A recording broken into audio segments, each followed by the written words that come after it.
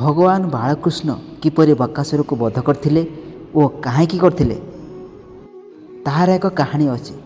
ତାହେଲେ ଆସନ୍ତୁ ଶୁଣିବା ଭଗବାନ ବାଳକୃଷ୍ଣଙ୍କ ଲୀଳା ବିଷୟରେ। ବୃନ୍ଦାବନ ନିକଟରେ ବକାସୁର ନାମକ ଜଣେ ଭୟଙ୍କର ରାକ୍ଷସ ବାସ କରୁଥିଲା।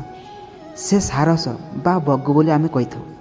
ତ ସେ ବଗ ବେଶ ଧାରଣ କରି ଗାଁର ଲୋକମାନଙ୍କୁ ଭୟଭୀତ କରୁଥିଲା।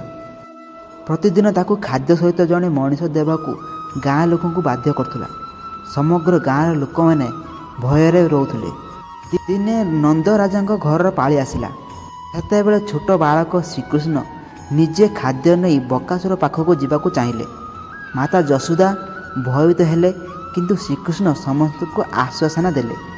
ବକାସୁର ଶ୍ରୀକୃଷ୍ଣଙ୍କୁ ଦେଖି ତାଙ୍କୁ ଗିଳିବାକୁ ଚେଷ୍ଟା କଲା, କିନ୍ତୁ ଶ୍ରୀକୃଷ୍ଣଙ୍କ ତାଙ୍କର ଦିବ୍ୟ ଶକ୍ତିରେ ବକାସୁର ଭିତରେ ପ୍ରବେଶ କରି ତାର ଦୁଇ ଥୁଣ୍ଟକୁ ଦୁଇ ଫାଳ କରିଦେଲା।